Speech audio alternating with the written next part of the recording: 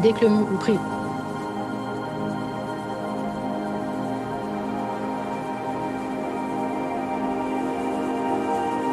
Pas grave, je parle plus.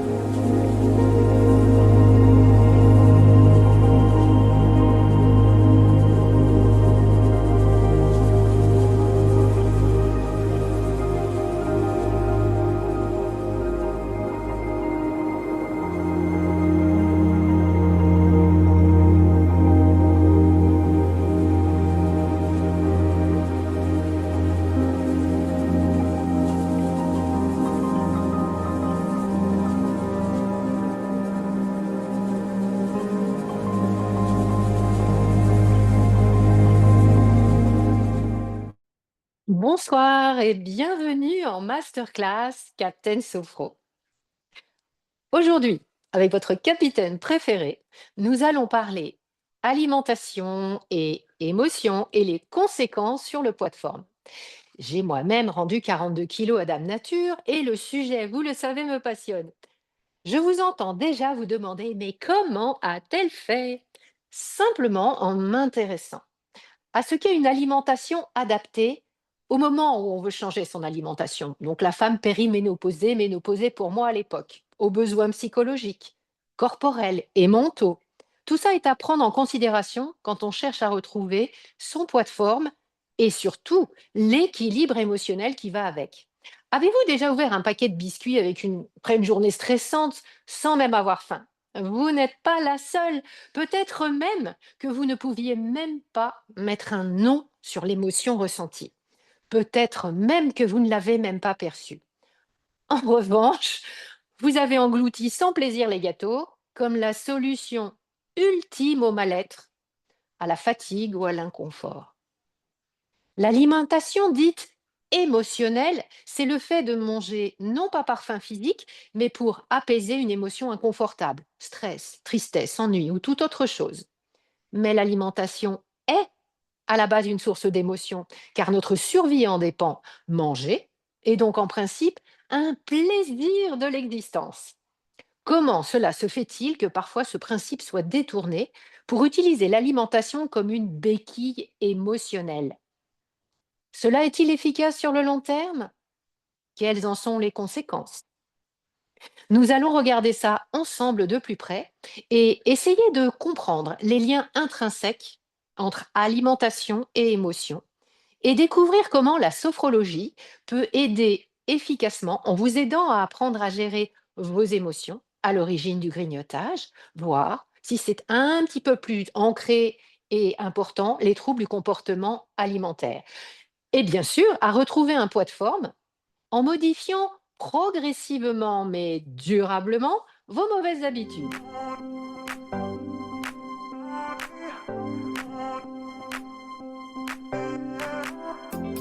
Et oui, pourquoi mangeons-nous nos émotions selon l'expression consacrée?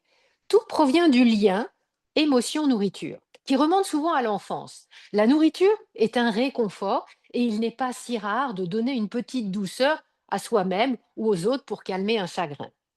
Les déclencheurs émotionnels sont puissants et nous les rencontrons au quotidien, qu'il s'agisse du stress, de l'isolement social, de la fatigue, de la frustration ou toute autre chose. Et n'oublions pas notre grand pilote là-haut, sous notre crâne, notre cerveau.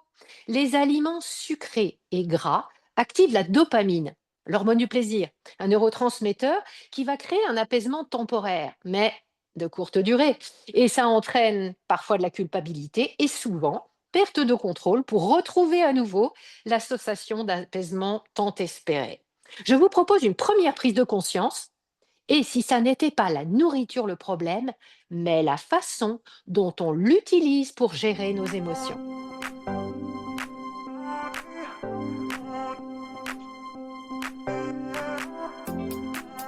Il est très impératif de différencier la faim physique de l'envie compulsive, émotionnelle de grignoter quelque chose qui me ferait du bien. La faim physiologique, elle apparaît progressivement et peut être satisfaite avec pratiquement n'importe quel aliment. Elle s'arrête une fois rassasiée. En général, on ressent plutôt le besoin de consommer de vrais aliments, hein, comme ceux qui contiennent des protéines, par exemple. En revanche, la faim liée à un inconfort émotionnel est soudaine, avec l'envie d'un aliment très spécifique, souvent sucré, gras, salé ou les trois.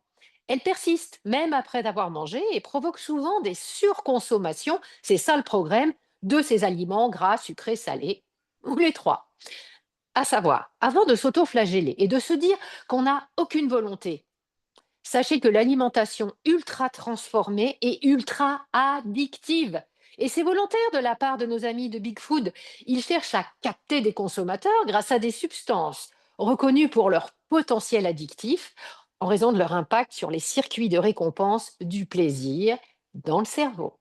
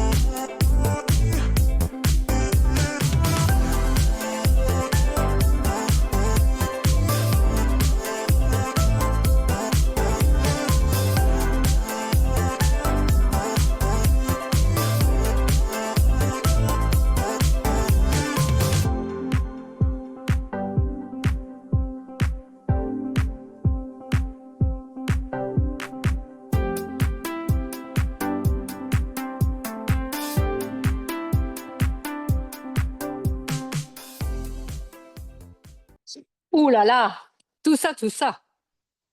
Rappelez-vous que ces additifs sont largement présents dans les aliments ultra transformés.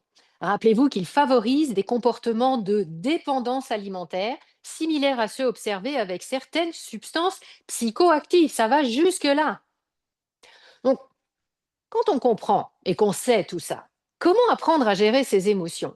Est-ce qu'il faut manger ou ne pas manger et quoi manger?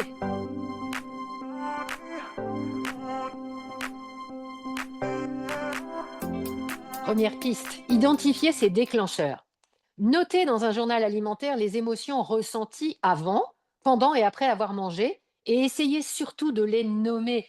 Par exemple, je ressens de l'irritation parce que ma voisine s'est encore garée sur ma place et j'ai dû tourner pendant 5 minutes pour en trouver une autre. Grrr, donnez-moi les cookies.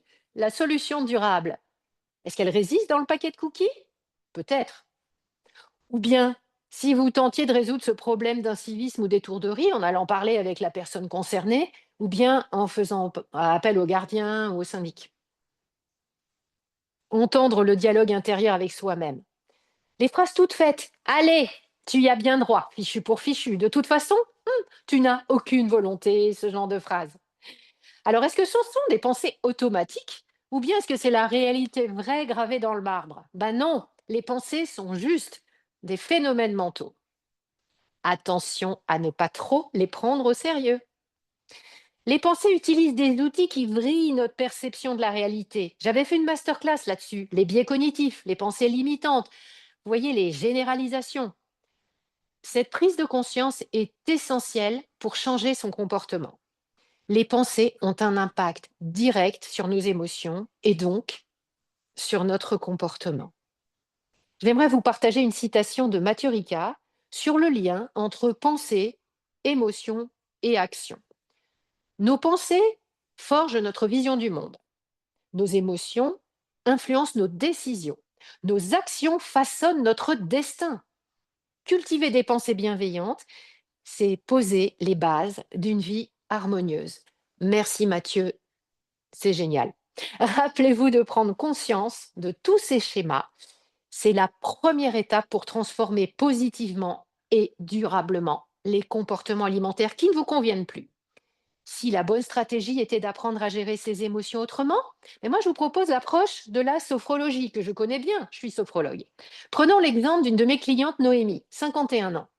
Elle vient en séance parce qu'elle ne souhaite plus se mettre en colère et comme elle dit manger sa colère, elle est très impatiente, elle monte vite en pression. Elle est responsable d'un grand magasin, aime son travail, mais elle entretient des relations difficiles avec ses collègues. Et d'ailleurs, son manager lui a clairement signifié que son attitude, ça l'empêche de progresser professionnellement. Depuis 2 ans, elle a pris 15 kilos, mais sans comprendre pourquoi, elle me dit quand même elle a des petites douceurs comme ça qu'elle s'octroie tout au long de la journée pour se calmer. Plus grave, elle souffre de maux de tête qui tendent à devenir chroniques et parfois même l'empêchent de dormir. Nous sommes mis d'accord sur un protocole visant dans un premier temps à chasser les tensions, éliminer la colère et apprendre à accueillir et à gérer ses émotions. L'alimentation, ce sera pour plus tard. Une fois son nouveau comportement installé et si elle en est satisfaite, on voit que Noémie elle prend conscience de sa capacité à communiquer calmement au quotidien. Alors après, on a mis en place quelques séances pour retrouver un équilibre alimentaire et comportemental par rapport à ces fameux grignotages. Elle a appris à accueillir le calme, accueillir ses envies de manger, maîtriser ses pulsions alimentaires petit à petit. Et au fil des séances, elle a pu accroître sa confiance en elle, en ses capacités à pérenniser un nouveau comportement positif. Ça prend du temps. Son sentiment de valeur de soi s'en est trouvé renforcé et ses rapports professionnels se sont apaisés. La sophrologie, c'est une méthode efficace. C'est une méthode thérapeutique très douce qui associe respiration, relaxation, visualisation pour mieux gérer les manifestations du stress et la gestion des émotions également. Elle est très efficace aussi, à savoir, pour la préparation mentale. Les événements de vie comme le permis de conduire, se préparer un examen, un entretien professionnel important. Donc cet accompagnement prend en compte l'individu dans sa globalité avec son environnement. Il s'intéresse au retour à l'harmonie, au poids de forme et à une réconciliation avec les choix de vie.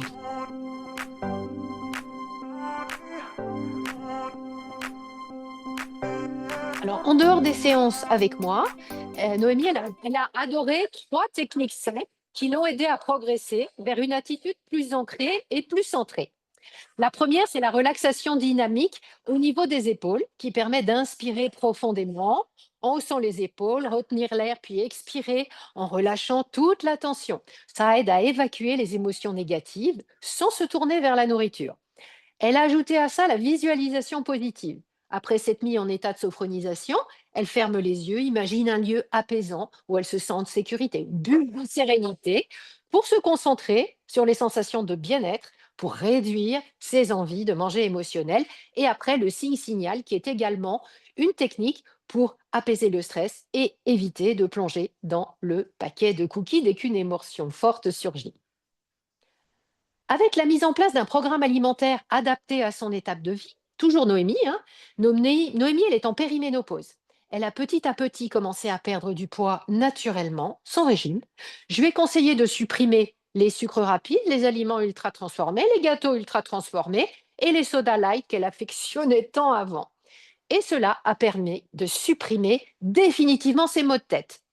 Puis elle s'est inscrite dans un club où elle pratique le yoga et le pilate, selon ses mots. Je me suis retrouvée moi-même, mais en 1000 fois mieux.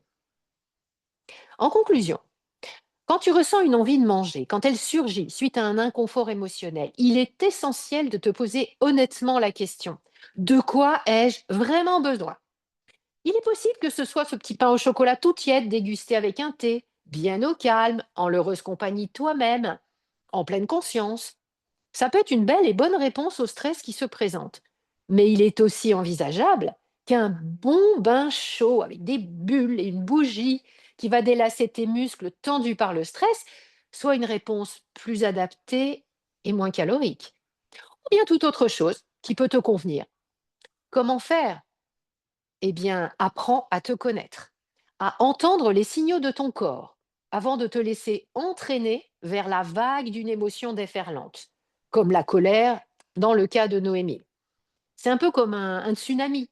Il vaut mieux se mettre à l'abri rapidement plutôt que de le prendre de face.